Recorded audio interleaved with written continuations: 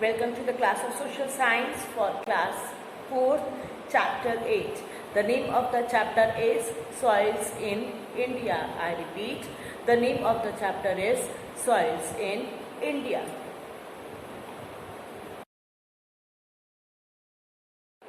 Soil is one of the major natural resources like air and water.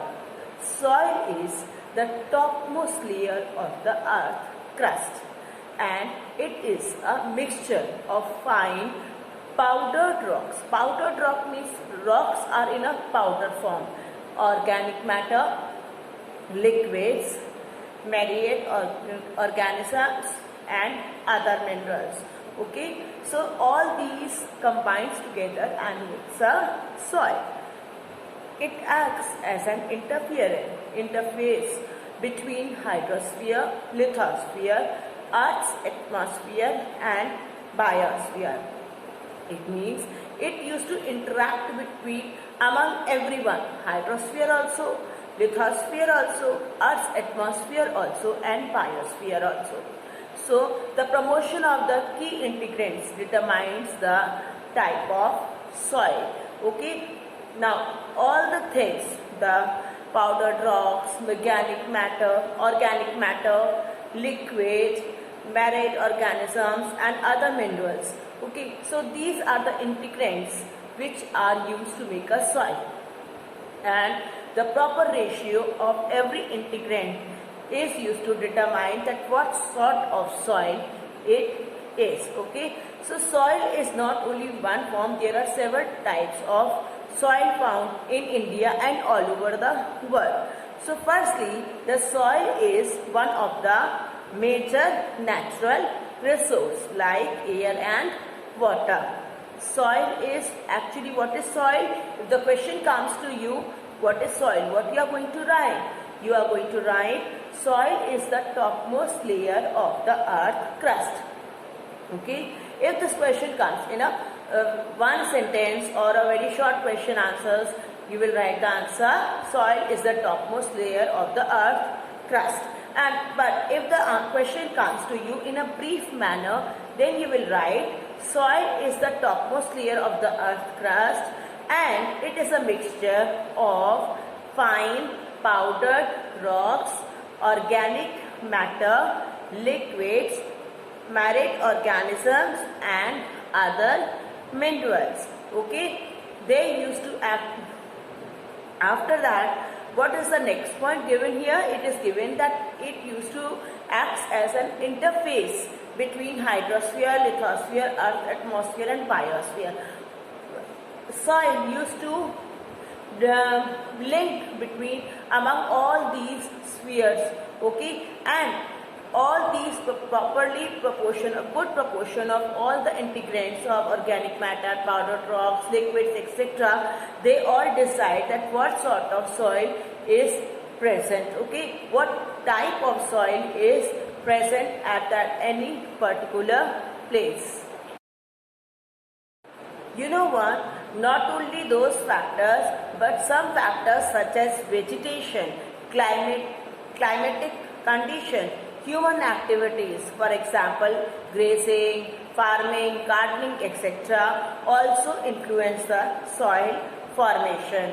In India, various types of soils are found and their formations are influenced by certain factors such as altitude, climate, disproportionate rainfall. Okay, disproportionate rainfall, it means to some places rainfall is good, it's in heavy condition. Some places it's a very rare rainfall. Is that, as you all know, that Rajasthan is a desert area. Over here the rainfall occurs very rarely. Okay, and there are so many other factors also apart from the rainfall. Altitude. Now next thing, the type of the soil also differs from one place of the area to the another inside the whole country. Okay, as you all know that here in India is having the physical divisions of India is divided into several parts. So several types of soils are found in India as per their physical divisions. Now let us discuss what are the importance of soil. It forms the basic for the growth of crop. Without soil, no crop can be cultivated. If there will be no soil, the land will become barren and there will be no agriculture work will be done and can be done on the land. All agriculture production is dependent on the quality of soil. Example, Ganga plain is best for suitable for the growth of crops. So over there obviously the crops can be grown in a huge quantity. Soil support animal life and various animals like earthworms, rats live in soil. Yes, you all know that the earthworm. Earthworm is a type of an animal which is usually found between the sands, okay, and soil supports animal life also. It means they are the adobe of some animals like earthworms and the rats. The rats also make their houses in beneath the ground, okay. They dig the holes and they used to stay there.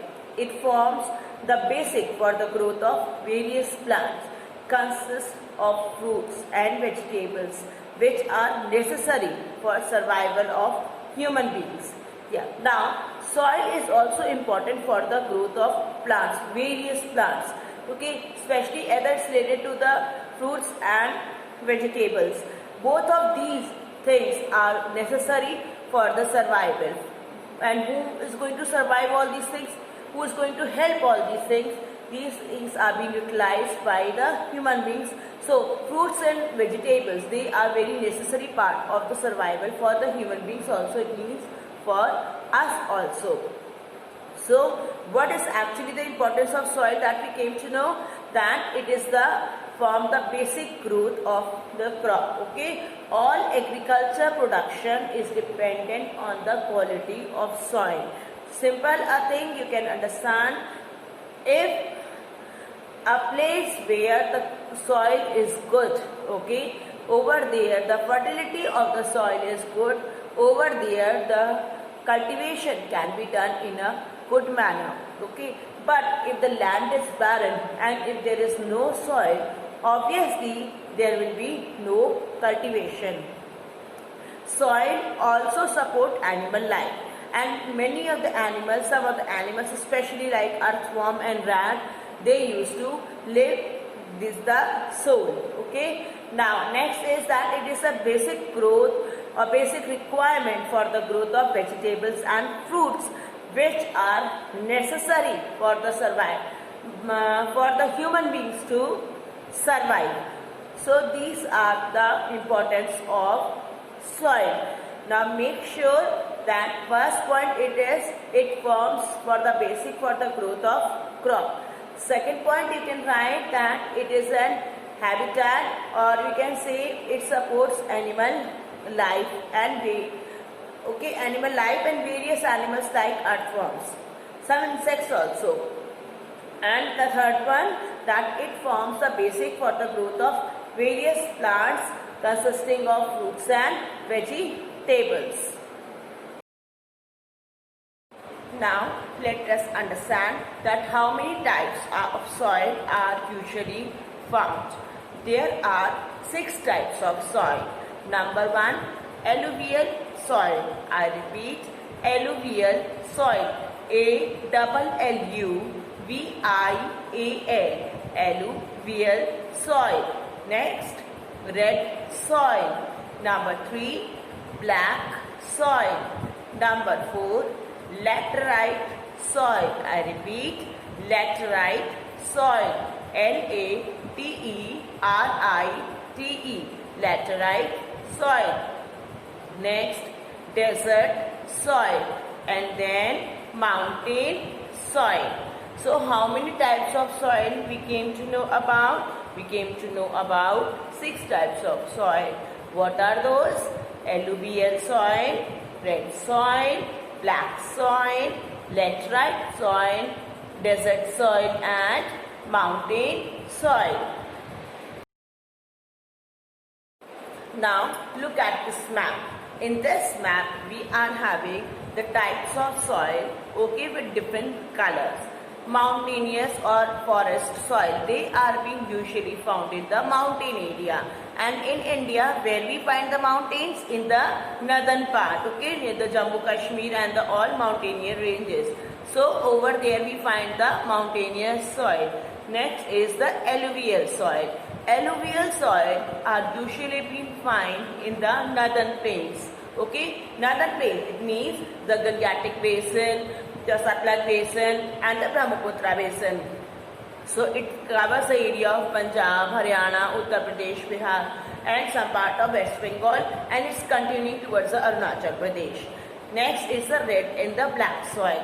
Red and the yellow soil. The red and the yellow soil are usually found in the coastal areas. Okay. Black soil. In the coastal areas, black soil are also found, and some of the black soils are also found in the, especially in the central highlands. Okay. Now next, or we can say the Deccan Plateau. Let's come to the laterite soil. Laterite soil are usually found in some parts of the central highlands and some parts of the coastal area also. Now the last one is here, the arid soil. Arid soil, it means a dry soil which is usually found in the desert region, and that is why it is covering the major parts of Rajasthan and the northern part of the Gujarat, where the desert is being found. So students, your work is, you have to take a physical map of India, you have to color and you have to make this picture, okay, color all the different types of soil property, okay, and then you have to write also the color schemes mentioning that which color you have used for which type of soil, and this map you have to paste it in your notebook. Now let us know about alluvial soil. Alluvial soil, which is among the most important soil, and it is very good and most important element for the irrigation purposes. It usually being found in the northern plains. Okay, as we have seen that gray color, it is being found in the northern plains covering the states of Uttar Pradesh, Delhi, Haryana, Punjab, Bihar and some parts of the West Bengal also. So here the alluvial soil is very good, and they are being found especially in the Gangetic Basin, the Satluj Basin and the Brahmaputra Basin. And here they are being used for the cultivation in a huge quantity. Now let's know more about alluvial soil. Formation of alluvial soil.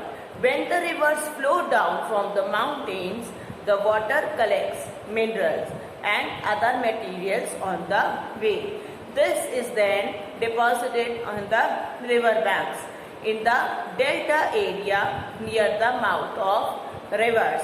Okay, so usually what is actually, students, alluvial soil is? Alluvial soil, when the river comes from the mountain, okay, they used to collect the minerals and other materials on the way while coming down, and as they come down, it used to get collected nearby the banks of the river, and it goes till the end of the mouth of the river where it flows down or merges or mixes with the Bay of Bengal. Or okay, usually all the rivers are getting merged with the Bay of Bengal. Now here these deltas, all the places nearby the river banks, they are having a huge quantity of minerals and huge quantity of alluvial soil, which helps in the cultivation purposes. Now let's discuss about the characteristics of the alluvial soil. This soil is very fertile.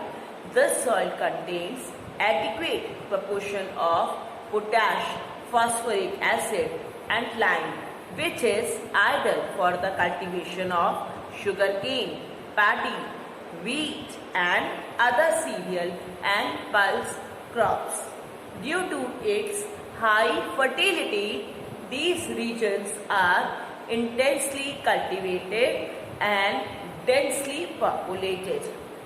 Now what does it mean? It means that as the soil is highly used for the cultivation purposes, okay, this soil is very useful for the irrigation purposes.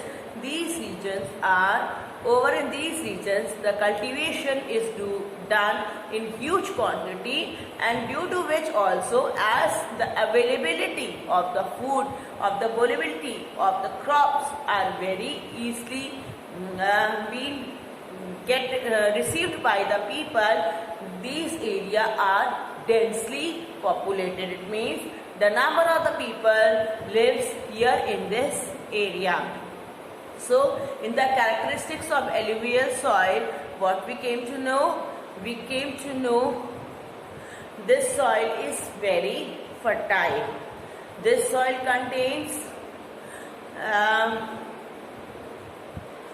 adequate proportion of potash, okay, phosphoric acid and lime, which is ideal for the cultivation of sugarcane and paddy, wheat and other cereal and the pulses. Due to the high fertility, these areas are being highly cultivated and they are also densely populated. Now let us discuss about the distribution of alluvial soils in India. They occur all along the Indus, Ganga and Brahmaputra plains, that is the northern plains, except in few places where the top layer is covered by desert sand. They are also found in the deltas of Mahanadi, the Godavari, the Krishna and the Kaveri, where they are called deltatic alluvium. It means coastal alluvium. Some alluvial soil are found in Narmada, Tapi valleys and the northern parts of Gujarat. So, in India, alluvial soil is divided into three parts. We can make it as in three parts.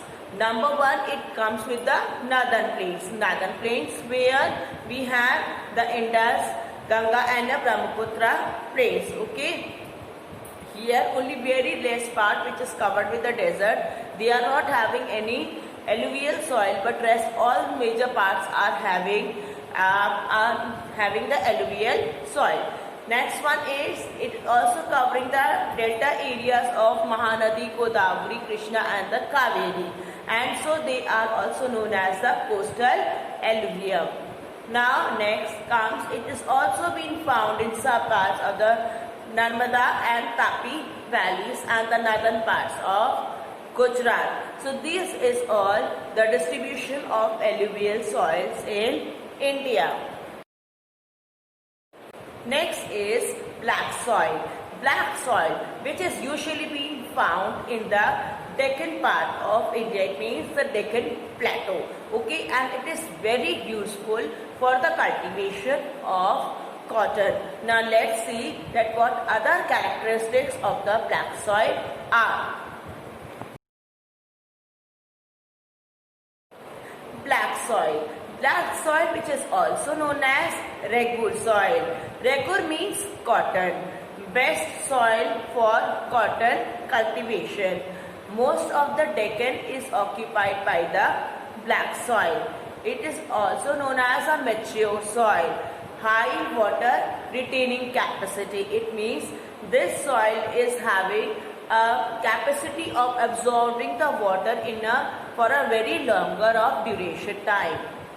Swells and will become sticky when wet and shrink when dry. This type of soil is having the quality that it used to swell. Okay, it becomes sticky when it is wet and it shrinks when it is dry.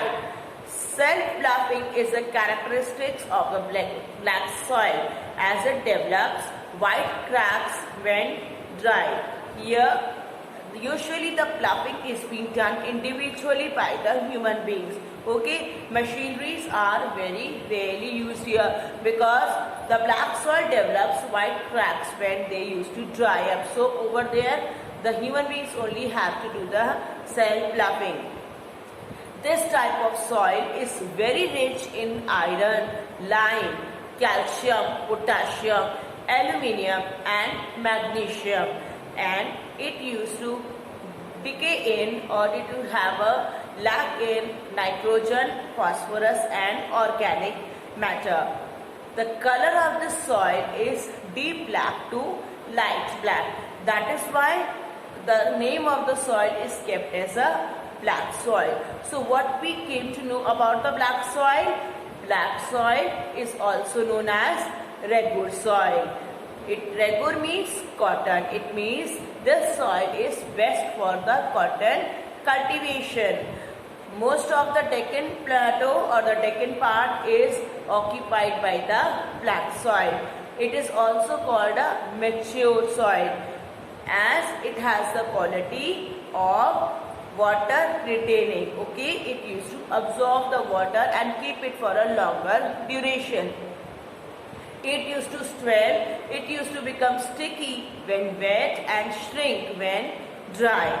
Self-ploughing is the characteristics of the black soil. Okay, this soil is rich in iron, calcium, potassium, lime and magnesium, and it used to delay in, or it has a lack in nitrogen, phosphorus and organic matter. Usually the color of the black soil is deep black to the light black. Now let us know what are the red soil. Red soil is actually, they are being found in the very low rainfall area. Okay, the color of the soil is usually red in color, so that is why the name is kept as a red soil. Let's find what other characteristics of the red soil are present in your chapter, and what are the other features of the red soil.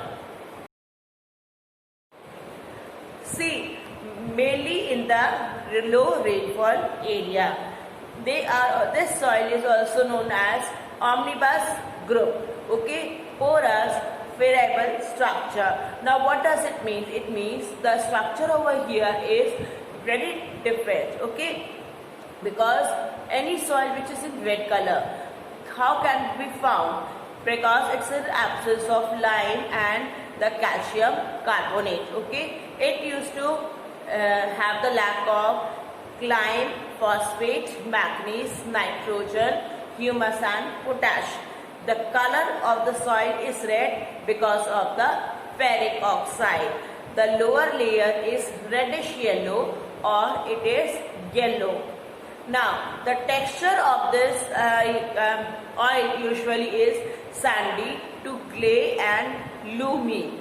Wheat, cotton, pulses, tobacco, oil seeds, potato, etc. are cultivated here in such type of soil. So this soil is usually good for the cultivation of tobacco, oil seeds, potato, pulses also, wheat, etc. Next is the forest soil. Forest soil is also known as the mountainous soil. Now these usually are being found in the mountain areas or where the high or the densely forests are found. Okay, these forests are having a very high sufficient of the rainfall, because you all know that the good quantity of rainfall is required for a good densely forest. So this soil is known as forest soil. Forest soil. Forest soils are formed in the forest areas where sufficient rainfall is available. The soil vary in structure and texture depending on the mountain environment where they are formed. It means whatever the sort of environment and the structure of the mountains are, the forest soil or this type of soil, okay, changes their forms. They are loamy and silty on the valley side, and coarse grain in the upper slopes. Okay, these are loomy and silty. Silty means that it used to move quickly to the downward direction. Okay, in the snow-bound areas of the Himalayas, they experience denudation and are the acidic with low humus content. Now, what happens? You all know that nearby the mountain areas or the high level of the mountains of the Himalayas, we find snow. Now, over there, what sort of soil is being found? Usually over there, denudation over here, it means they experience a very less cultivation. Okay, this soil is not so much fertile, only some rarely trees are being found over here and are acidic with low humus content. Okay, and over there usually the soil contains acidic and they are having less quantity of moisture because of the cold winds. It used to make it in a hard position. The soil found in the lower valleys are fertile. In the mountain ranges, usually at the top level of the mountain, we find the soil is not good for the cultivation purposes. But at the downside of the Himalayas, over there the soils in the lower valleys, they are highly fertile. So the forest soil are being usually formed in the forest area where sufficient rainfall is available. Okay, and it used to depend in the structure and the formation on the structure and the formation of the mountains. They are very loomy and silty on the valley sides, and in the snow-bound areas over there the soil is less good for the cultivation purposes, but downside to the lower valleys the soil is very fertile. Next come to the laterite soil. Now laterite soil is actually a soil which now in this image are you able to see small pieces of stones like structure. This is a sand. Okay, this is a soil. Over there that takes, when they are dry up, they takes a form of the bricks or the stones, but when we used to wet it, it used to become soft and mild. Okay, this is the special quality of the laterite soil. So now let's find out what are the other features of the laterite soil are. Laterite soil, name from Latin word later, which means brick, become so soft when wet and it becomes so hard when dry. In the areas of high temperature and high rainfall, it means laterite soil are usually being found in the high temperature where it's a huge hot temperature, and also they also have a high rainfall formed as a result of high leaching. Lime and silica will be leached away from the soil. Organic matters of the soil will be removed fast by the bacteria, and it is high temperature and humus will be taken quickly by the trees and other plants. Thus, humus content is low.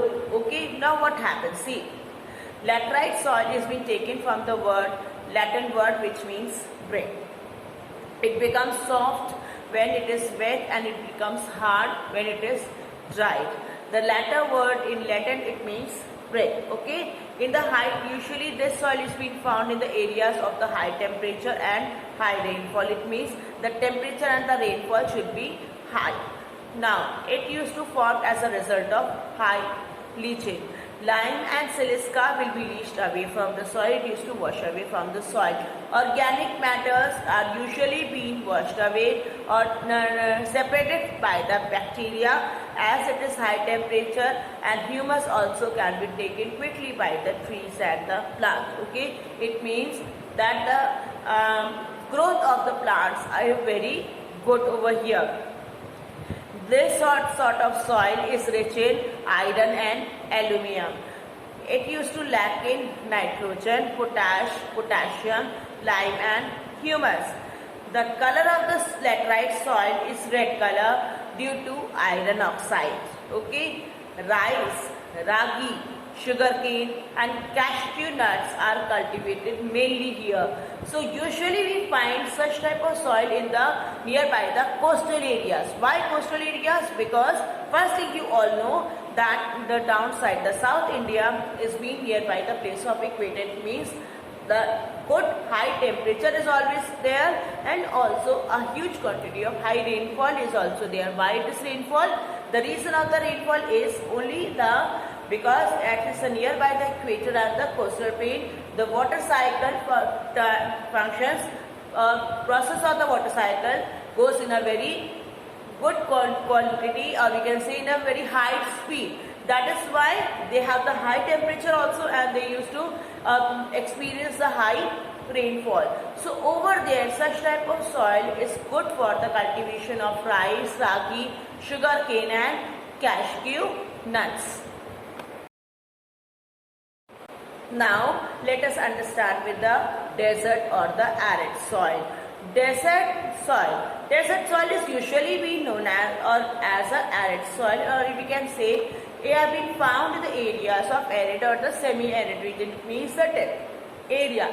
As with the name it is clear that such type of soil are usually found in the desert area where we have the dry atmosphere, dry conditions, okay, with a high temperature, and where the cultivation is very rarely possible.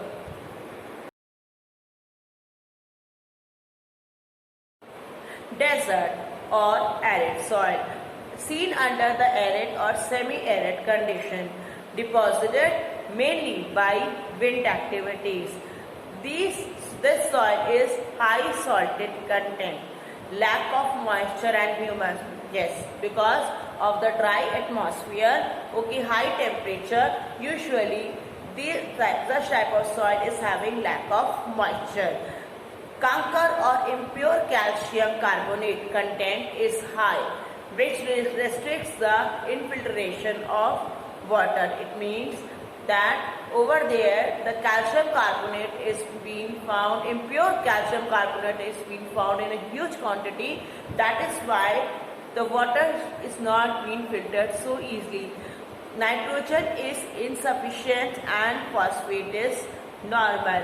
Usually the texture or the color of the soil is sandy, and it used to color red to brown. Okay, so the desert or the arid soil is found in the desert area. You can write they have been seen in the arid and the semi-arid conditions. Okay, it means too dry and little bit dry areas.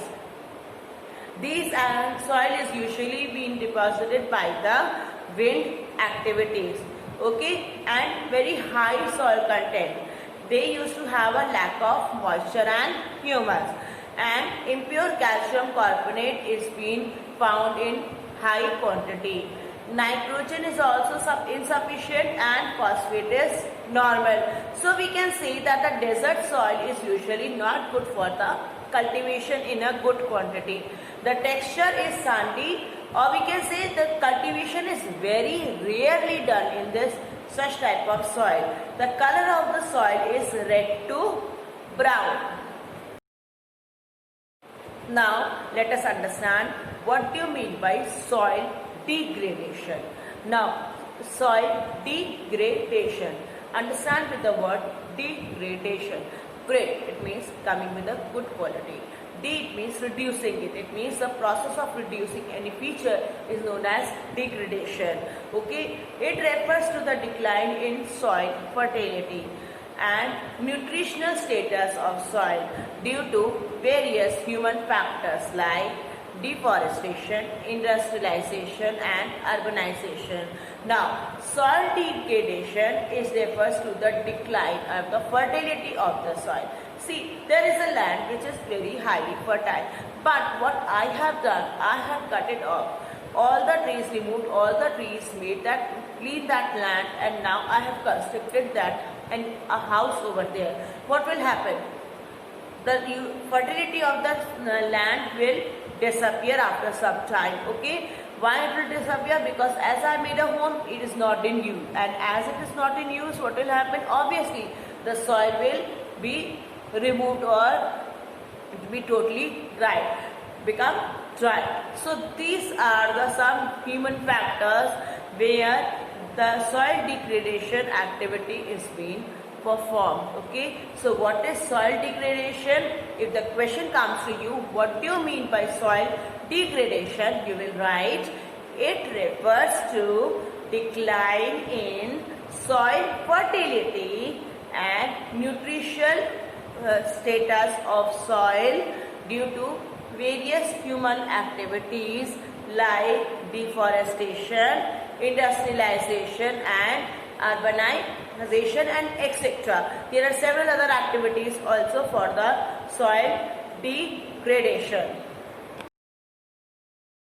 Now understand with the term soil erosion. It refers to the removal of top layer of the soil by different agents of weathering like wind, water, etc.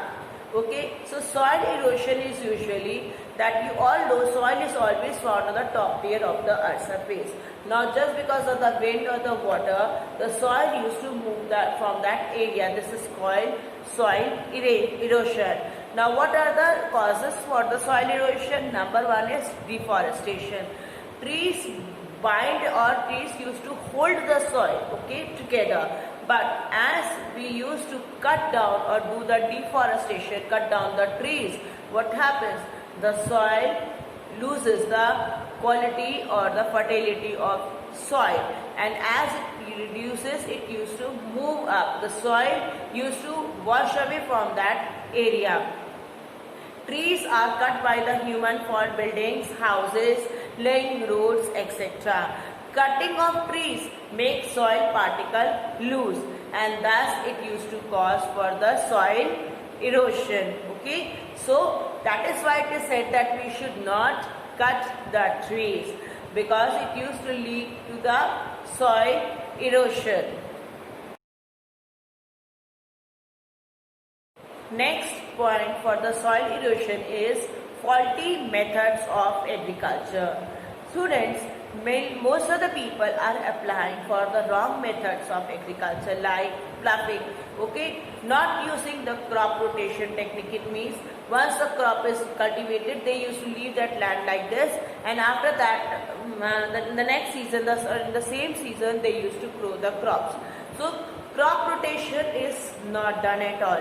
Shifting cultivation, where they used to grow the crops, and after some time, as the crops are being taken off, they used to move from other place, and they used to leave that land barren. Okay, they used to leave the land, they used to burn the areas, and they used to move to the other areas. So this sort of cultivation is also among the wrong methods of agriculture, which just go towards the step of the soil erosion. So faulty methods of agriculture, in which usually the shifting cultivation or not using the crop rotation techniques, okay, and unnecessary ploughing also, these are also the reasons for the soil erosion.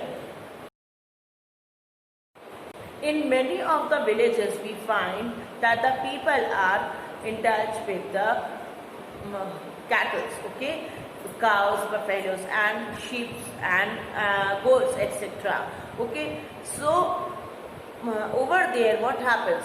They used to take their animals in the field for grazing purposes, okay, and sometimes overgrazing, due to the overgrazing activity, the soil becomes loose and weak. Over there they are unable to go for the soil does not retain, or the soil does not stop there, and it is usually easily being carried out by the wind or water, and this all causes the soil erosion. Okay, so overgrazing is, due to the overgrazing, soil becomes weak and loose, and which is easily being carried out by the wind and water, and this all causes to the soil erosion. Now next comes, and let's understand with the meaning of soil conservation. Soil is a natural and a national resource. Its fertility will give good agriculture production. Soil takes millions of years for its formation. So it is very important for us to conserve the soil. Okay, and that is why the soil needs to be conserved. Soil conservation refers to application of techniques which help in conservation of soil. I repeat, soil conservation refers to the application of techniques which help in conservation of soil. It means all the process, all the methods, all the techniques by which we can conserve the soil is called soil conservation. So soil, you all know, it is a natural and a national resource. Its fertility is required and important for the cultivation of crops. Okay, and you all know that soil takes a billion of years for its formation. So it is very important to make or to conserve the soil. And for that, what we have to do? We have to follow the technique of soil conservation. Now, what is soil conservation? The process or the techniques by which we conserve the soil is called soil conservation. I repeat, the technique or method by which we conserve the soil is called soil conservation. Now let us look what are the techniques of soil conservation. The first technique of soil conservation is afforestation. Afforestation, what does it mean? AFFORESTATION.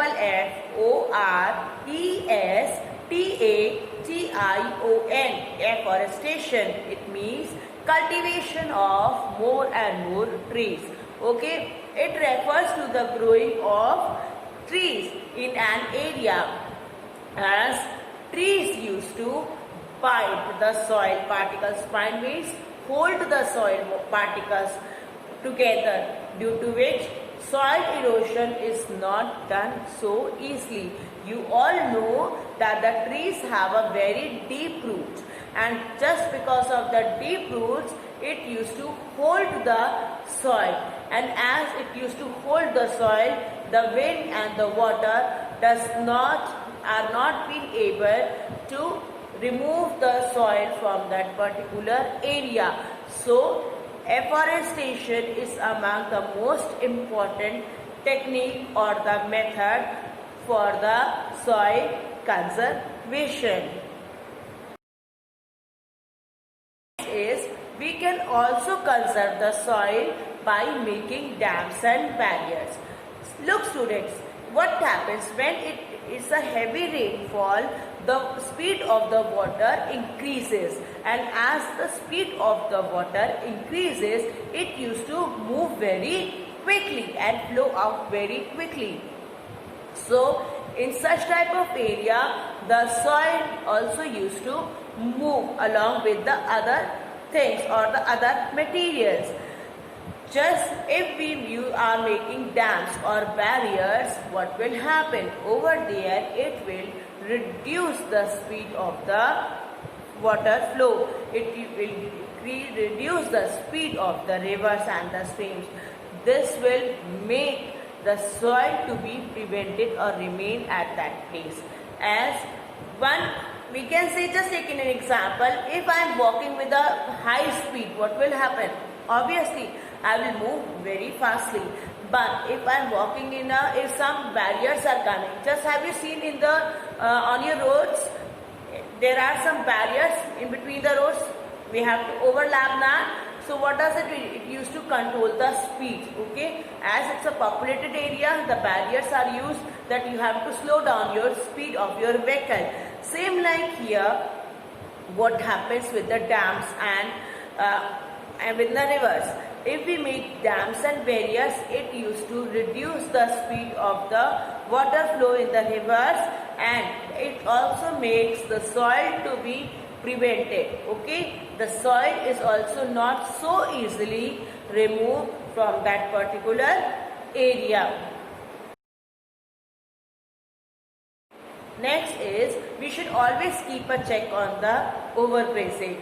You know what we can do? We can do only one thing, that we should make a separate area for the grazing, and timely we should go over there. The animals should be sent over there for the grazing purposes.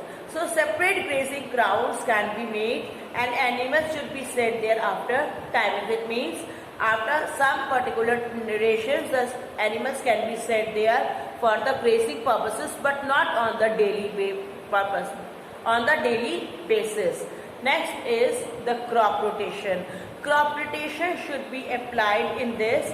The crop should be grown in a rotation, as they help in maintaining the soil fertility. See, it's an example giving for you all. The first year I grew the malt and the barley. Second year I changed it and I used spring wheat. Okay. After in the third year I started cultivating the potato, and in the fourth year I again started cultivating the malt barley and continued with the next year. So what is this? This is the crop rotation. I am not only cultivating the barley, but I am also cultivating wheat and potato in different intervals. Okay, so over there the fertility of the soil remains in a good quantity. Okay, it remains there, by which it helps for the more cultivation and more production of the food crops, cereals, etc. Next is the terrace farming. Terrace farming can be done in the hilly areas. You all know hilly areas are usually in the sloping side. So over there small steps can be made in the mountainous area, which is going to help to reduce the water speed also, and thus it also will help to reduce the soil erosion. How can we use? See, if I am dropping the water from here and it's in slope position, what will happen? The water will quickly come down, and as the water will quickly come down, what will happen? Obviously, the soil will be removed or washed away with the speed of water. But if I had made the slope in a terrace farming, okay, the stoppage are here, what will happen? Have you seen the ladders and the area where we goes to move from up? Okay, what happens? So what happens over there? The flow of the water comes slowly and steadily. It doesn't come in a very high speed. So due to which what's happened? At that level, at that area, in the stairs of your house, the water comes in the speed of the water reduces. So same like here in the farming sector, if we are using or applying terrace farming in the hilly areas, the soil erosion can be controlled. Okay, because the speed of the water reduces, and as the speed of the water reduces, it used to reduce the soil erosion. Okay, so terrace farming is usually helpful, especially in the hilly regions or the mountainous regions. Next point is the shelter beds. Now what are shelter beds? You know, wind is also being responsible for the soil erosion. So usually the trees are being planted in such a manner as the way or into the ways where the winds used to flow, in the direction of the winds. And when it is done so, the trees used to remain at its own place and the wind used to move. It used to reduce the speed of the wind, and it also used to reduce the soil erosion. So this is called the shelter beds.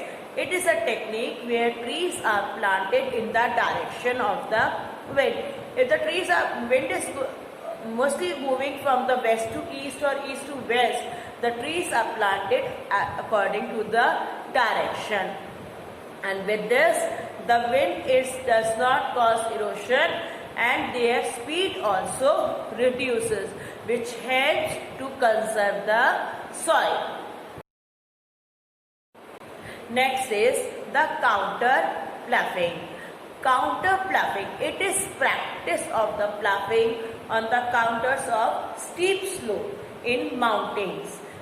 With the help of this technique, the surface runoff and the soil erosion also can be reduced. It means, look, some area is being used for the cultivation, some area is left in between, and again the some area is used for the cultivation.